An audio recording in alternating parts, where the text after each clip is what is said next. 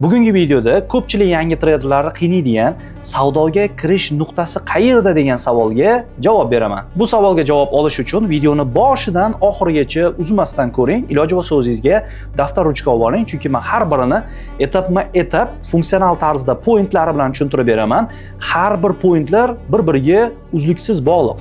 Videoni to'liq ko'rsangizgina savdoga kirish nuqtasini tushunasiz. Savdoga kirish nuqtasi qachonki chotki bo'lsa, joy-joyida kirsangizgina daromad qila olasiz. Meni ismim Umar Yahyoyev, 8 yillik trading tajribasiga egaman va MyFX Pro kompaniyasi asoschilaridan biriman. Shu kungacha 4,5 mingdan oshiq insonlarni trading sohasini o'rganishlariga va daromadga chiqishlariga sababchi bo'lganman. Bugun siz bilan ham tradingda foydali bo'lgan mavzulardan biri haqida gaplashamiz. Har bir savdoga kirish nuqtasi 3 ta shartga tayangan bo'ladi. Birinchisi kontekst, ya'ni bozorda trend yo'nalishi, impuls o'syaptimi, impuls pasayaptimi, bozorda trendlar kuchayaptimi yoki trend sinib boshqa trendga aylanyaptimi? Shu narsalarni avvaldan bilib olishingiz kerak. Trend nima, kontekst nima, men video jarayonida yana tushuntirib beraman. Ikkinchi shart bo'lsa level va zonalar, ya'ni bozorda shu paytgacha hozirgi narxga eng yaqin bo'lgan kuchli key levellar, kuchli zonalar bor. Bu nima degani? Bozorda har qanaqa instrumentlarda, har qanaqa oltin bo'ladimi, neft bo'ladimi, euro USD bo'ladimi, ularni doimo olish va sotish uchun qulay narx tochkalari avvaldan shakllangan bo'ladi. Bu narsalar key levellar deyiladi. Mana shu key levellarga narx qaytib kelayotgan paytda o'sha key levelda reaksiya beradi. Mana shu reaksiya asosida to'g'ri savdoga kirishingiz uchun momentdagi key levelni zo'r, chotki, aniq topishingiz kerak va key levelni turini ham bilishingiz kerak. Bu narsa ikkinchi shart hisoblanadi. Buni ham video jarayonida to'liq tushuntirib beraman. Uchinchisi bo'lsa trigger, ya'ni levellarga nisbatan bo'ladigan reaksiyalar. Key levellarga bo'ladigan nisbatan reaksiyalar esa bir nechta turlarga bo'linadi. Bularni men video jarayonida grafiklarda ham ko'rsatib beraman. Qisqacha aytib o'tadigan bo'lsam, fake breakout bo'ladi, breakout bo'ladi yoki darajani yorib o'tib ketishi mumkin impuls bilan, key leveldan qaytib ketishi mumkin.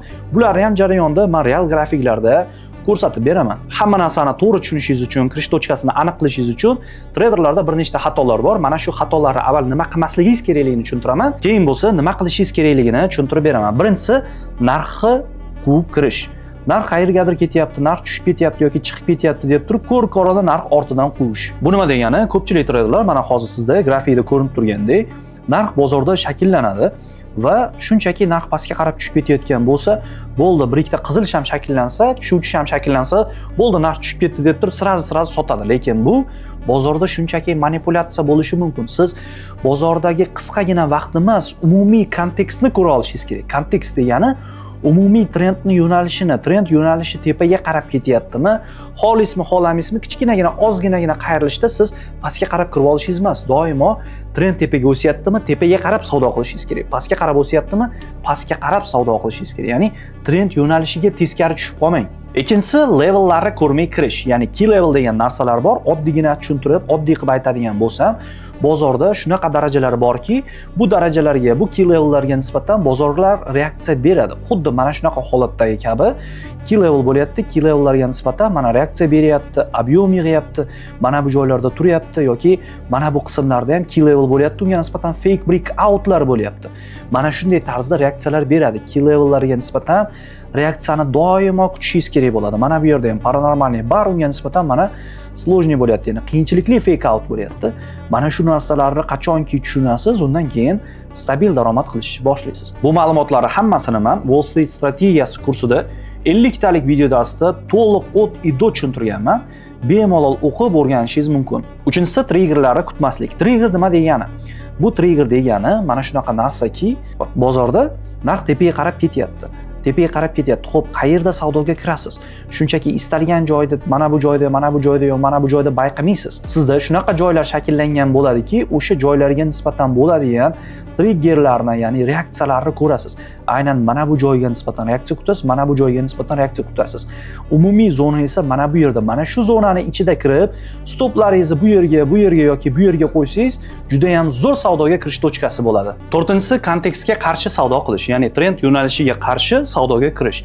Aytaylik, mana real bozorda trend yo'nalishi narx tepaga qarab ketyapti. Misol uchun oltin trendini oladigan bo'lsak, oltin 2024-25-yillarda temp bilan faqat yuqoriga qarab o'sdi, o'zini maksimumlarini 10, 15, 20, 30 martalab yangilab ketdi. Mana shunaqa joylarda ba'zi yangi treyderlar, to'g'rirog'i juda ham ko'plab yangi treyderlar trendga qarshi, ya'ni o'sib borayotgan narsaga bo'ldi, uje bundan ortiq o'sa olmaydi deb ishonmasdan pastga qarab savdo qilishdi, lekin ularning hammasi o'zini depozitlarini yo'qotishdi. Bu xatoni siz ham takrorlamasligingiz kerak. Narx yo'nalishi tepaga qarab ketyaptimi, siz ham tepaga qarab savdo qiling. Agar narx yo'nalishi pastga qarab ketayotgan bo'lsa, siz ham pastga qarab, ya'ni sell savdolarini amalga oshirishingiz kerak. Misol uchun mana bu holatda ham umumiy holatda ko'radigan bo'lsangiz, narx tepaga qarab intilyapti. Haligacha tepaga qarab intilyapti. Narx pastga tushish uchun hech qanaqa tasdiqlar yo'q. Bu yerda hammasi tepaga qarab, o'zini haylari ham bir-biridan yuqorida, lowlari ham bir-biridan yuqori, narx tepaga qarab ketyapti. Narx tushishini o'zini qoidalari bor, chiqishini o'zini qoidalari bor. 5-si stop losssiz savdoga kirish. Juda ham qo'pol xatolardan biri.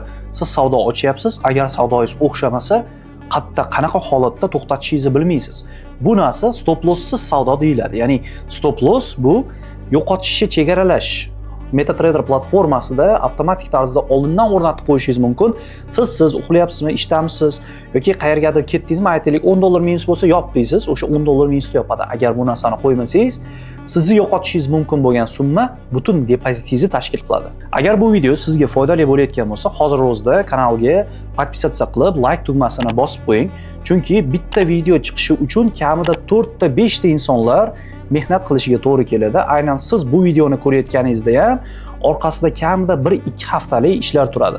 Like tugmasini bosib, podpisatsiya qilib qo'ysangiz, bundan faqatgina xursand bo'lamiz. Ana endi eng muhim joyiga keldik. Savdoga kirish nuqtasi qayerda? Qayerda savdoga kirish kerak? Bu narsani endi tushuntirishni boshlayman. Juda ham diqqatli, e'tiborli bo'lib turing, men grafiklarda ko'rsataman. Kirish nuqtasi quyidagi joylarda bo'ladi. Birinchisi, trend davomiyligi uchun retest zonasida. Retest nima degani? Kirish nuqtasi trend davomiyligiga nisbatan retest bo'lganda.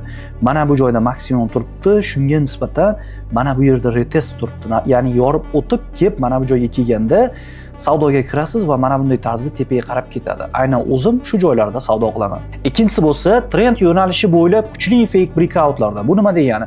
Trend yo'nalishi bo'ylab kuchli fake breakoutlarda. Mana bu joyda maksimum turibdi. Mana bu yerda daraja turibdi. Mana shu darajaga nisbatan mana bu yerda fake breakoutlar bo'lyapti. Yorib o'tyapti, lekin baribir qaytib kiryapti.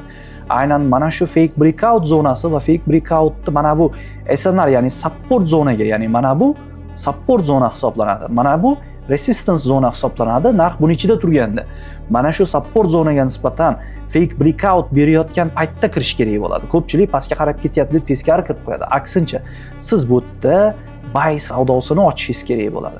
Keyingisi absorption, ya'ni reject bo'lgan zonalar. Bu nima degani? Aynan bozorda trend yo'nalishi bo'ylab unga teskari bo'lgan harakatlarda reject bo'lgan zonalar, ya'ni mana bu joylarda, mana misol uchun kattalashtirib qaraydigan bo'lsak, juda ham ko'p. Mana bu joyda aynan shu tochkaga nisbatan tanalar tegib qaytib ketyapti. Aynan mana shu tochka savdoga kirish tochkasi, aynan mana bu tochka savdoga kirish tochkasi. Yoki mana bu yerdagi yorib o'tganga nisbatan ham oladigan bo'lsak, aynan mana bu tochka savdoga kirish tochkasi. Lekin kirish tochkasi bilan bir qatorda savdodan chiqish, ya'ni stop losslarni ham qo'yishingiz kerak. Stop losslar bu yerga emas. Stop losslar mana bu yerga, mana bu yerga yoki mana bu yerga vaziyatdan, holatdan kelib chiqib qo'yiladi. Lekin mana bu support zonaga tarab qo'yilmaydi. 5-si bo'lsa order zonalarini tushunish. 5 bilan 4 o'zaro bir-biriga bog'liq. Bu nima degani? Aynan mana shu support zonasini atrofida order zonalar bo'ladi. Buychilar, sellchilar, stop losslar, take profitlar. Shuning uchun ham bu support zonasiga nisbatan mana bunaqa tarzda fake breakoutlar amalga oshirilyapti va fake breakout orqali pastda ob'yomlar, stoplar, take profitlar, stop losslari juda ham katta qismi yig'ib olmayapsiz. Siz boshqa treyderlardan ko'ra aqlliroq bo'lib turib, o'zingiz stoplaringizni pastroq qo'yadigan bo'lsangiz yoki mana bunday fake breakoutlardan keyin kiradigan bo'lsangiz, siz doimo yutasiz. Bu savdoga kirishni eng muhim tochkalardan biri edi, lekin bu narsa bilan bundan tashqari level hali tasdiqlanmagan paytda savdoga kirmasligingiz kerak. Yangilik oldidan savdoga kirib olmasligingiz kerak va narx impulsda yugurib ketayotganda teskari savdoga kirib olmasligingiz kerak bo'ladi. Umumiy qilib tushuntiradigan bo'lsam, kirish tochkasi bu kontekst, ya'ni trend yo'nalishi. Narx tepagami, pastgami? Agar tepaga bo'lsa, buy ochasiz, pastga bo'lsa sell ochasiz. Keyingisi level. Ya'ni narx yuqoriga qarab ketyapti, ma'lum bir levellari yorib o'tib test beradi yoki ma'lum bir levellarga nisbatan borib energiya yig'adi. Mana shu kirish tochkalari.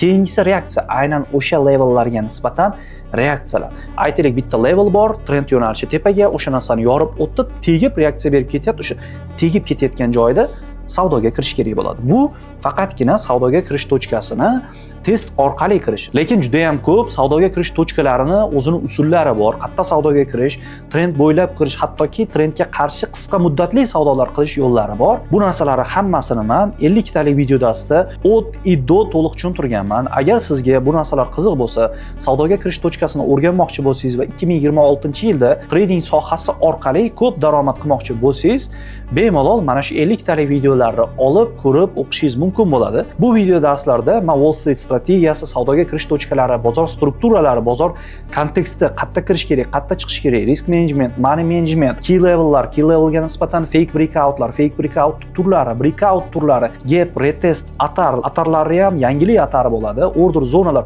juda ham ko'p strategiyalarni o'rgatganman. Agar sizga bu strategiyalarni o'rganish qiziq bo'lsa, hoziroq pastda kurs deb yozib turib, yonida link qoldirilgan Google forma, o'sha ko'k link ustiga bosib, o'zingizning ma'lumotlaringizni qoldiring.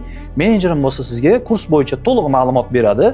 Ma'qul keladigan bo'lsa, to'g'ridan-to'g'ri o'sha Wall Street strategiyasini, strukturalarini, savdoga kirish tochkasini 50 talik video darsini olib o'qishingiz mumkin. Bundan tashqari ichida kitobi ham chiqadi, bundan tashqari telefon va notebook chiqadigan versiyalari ham bor. Agar bu video foydali, agar bu YouTube video foydali bo'lgan bo'lsa, bu videoni do'stlaringizga ham ulashing, ularga ham foydali bo'lsin. Shunchaki pastda yuborish tugmasini bosib turib, Telegram yoki boshqa ijtimoiy tarmoqlardan ham yuborsangiz bo'ladi. Keyingi videolarni o'zingiz ham o'tkazib yubormasligingiz uchun esa kanalga obuna bo'ling.